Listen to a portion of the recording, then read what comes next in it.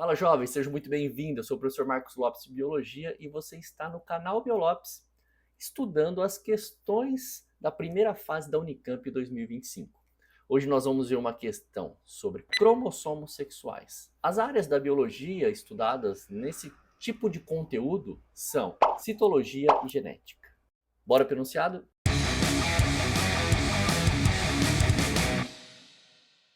É com muita alegria que eu trago para vocês que a partir desse ano vou abrir a agenda de algumas tardes e alguns fins de semana para aulas particulares. Então, os interessados, basta clicar no link da bio que vai encontrar ali o contato do professor, preencher um formulário para a gente ir conversando e combinar. Não só aulas particulares, né, mas tutoria. Às vezes você está precisando de planejar o seu estudo, né, sua semana. O professor conversa com você, tá bom? E essa questão, que foi a questão 67, 46, 33 e 9 das respectivas versões, vocês estão vendo as letras aqui, já falei sobre versões das provas da Unicamp na aula passada, então quem não viu, volta lá, eu falo como funciona a primeira fase, como funciona a segunda fase, dou um foco em biologia, claro, mas na introdução daquela aula anterior, o professor falou da primeira e da segunda fase num contexto geral, né? Essa questão, como eu disse para vocês, é uma questão de citologia e genética, então traz muitos conceitos que a gente vai explorar. Começava assim o enunciado, ó. Em mulheres ocorre a compactação e a inativação de um cromossomo X, formando uma estrutura pequena e densa chamada de corpúsculo de Barr. Sabe-se que a inativação de um dos cromossomos X em embriões humanos é um processo fundamental para sua viabilização. Olha que informação bacana. Vamos relembrar. Ó. Em cromossomos do sexo feminino, isso acontece. Vocês já devem ter ouvido falar em cariótipo humano, né? Vamos dar uma olhada nos cariótipos humanos que existem. Aqui nós temos dois. Ó. Em cima eu tenho um cariótipo feminino. Embaixo, um cariótipo masculino. Cariótipo é o conjunto de cromossomos que existe em uma célula. No caso aqui nós estamos falando de uma célula humana, ou seja, dentro do núcleo da célula humana. Então no cariótipo de uma mulher, né, uma célula feminina, nós temos essa quantidade de cromossomos que vocês estão vendo aqui. Ó. Vocês estão vendo pares de cromossomos. Aqui tem o par 1, par 2, par 3 e assim sucessivamente até o par 23. O par 23 é o par de cromossomos sexuais. Tá aparecendo um X grandão aqui, mas não é um X grandão, tá? Tem muitas imagens de biologia que aparecem assim e acaba confundindo os alunos.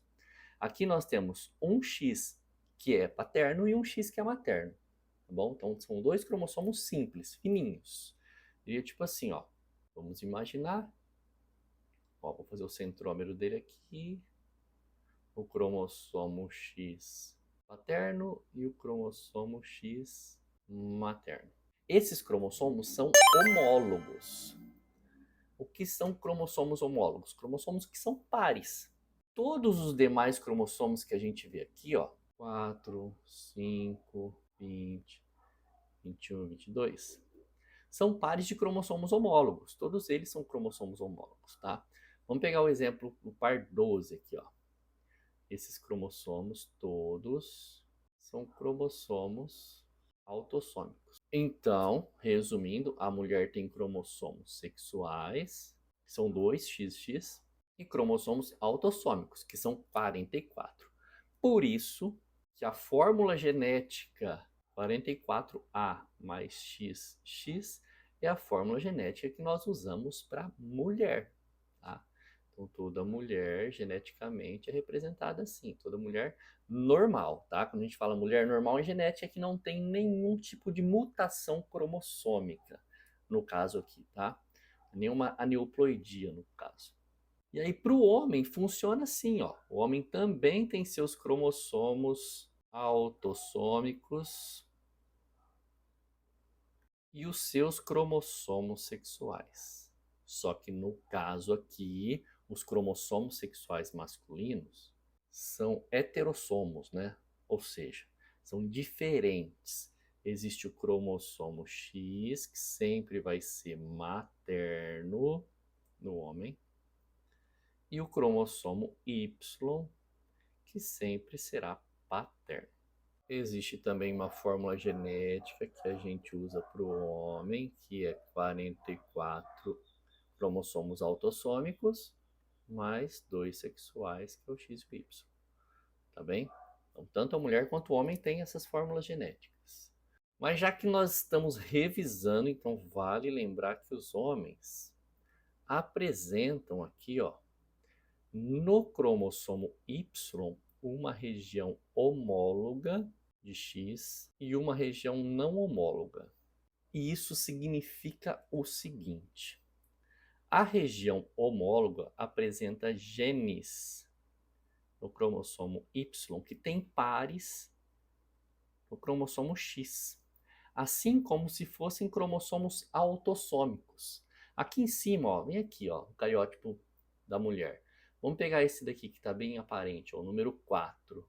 Aqui, ó, se tem o gene azão, aqui no outro cromossomo, pode ter um outro azão ou ter um azinho.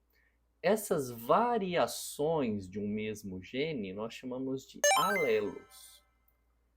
Então, descendo lá no X e no Y, o que existe aqui na região homóloga entre X e Y são genes alelos. Tipo, vamos imaginar que o Bzão está aqui e o Bzinho pode estar aqui.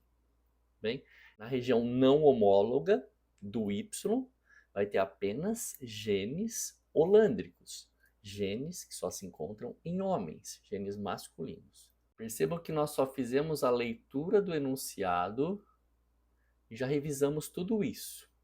Só que faltou fazer o link, eu fiz o resgate aí com vocês do conteúdo de cromossomos autossômicos, cromossomos sexuais, o que são cromossomos homólogos, né, que são pares, o que são genes alelos, que são as variações de um mesmo gene. Faltou falar desse corpúsculo de Barr, esse cromossomo inativo. Então vamos lá, ó. Como é que dá para você entender legal essa questão da inativação do cromossomo X, né?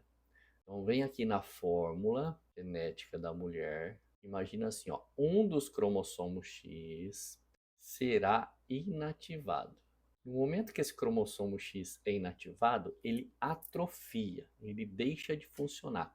Então ele vira um corpúsculo, ele vira uma bolinha que fica na membrana interna da carioteca, ou seja, do núcleo de uma célula feminina.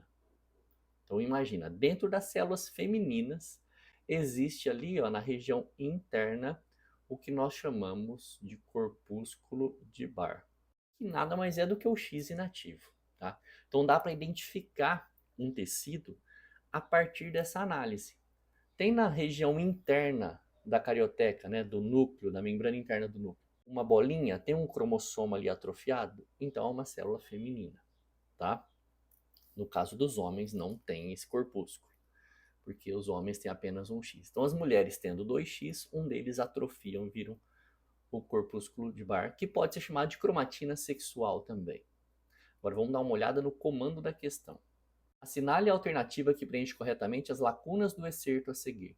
Então, nós vamos ter que encontrar aqui as palavras que se encaixam corretamente de acordo com o contexto biológico. Em humanos, o sexo é determinado pela presença de cromossomos sexuais, X e Y, que são considerados parcialmente homólogos, ó, ou autossomos. Homólogos ou autossomos. Cromossomos X e Y são cromossomos sexuais, não são autossomos. Tá? Os autossômicos estão aqui, ó. São 22 pares no homem, ou seja, 44. São 22 pares na mulher, 44 cromossomos autossômicos ou autossomos. Então, autossômicos não se encaixam nessa resposta. Letra B e letra D já foi eliminada. São cromossomos homólogos? São. Por quê? Os cromossomos homólogos são aqueles que estão em pares, ó. X é par de X aqui na mulher e X é par de Y aqui no homem. Então aqui na primeira nós vamos encaixar homólogos. Continuando aqui. A inativação de um cromossomo X é um processo aleatório e foi demonstrado que os II no corpúsculo de Barr são inativos. O que poderia ser inativo aqui? Os alelos ou os genes, né? Então vamos lá. A diferença entre alelos e genes é que os alelos são variações de um mesmo gene. Por exemplo, aqui no cariótipo feminino nós estávamos falando de alelo, ó, bem aqui em cima. Então aqui eu tenho o gene A.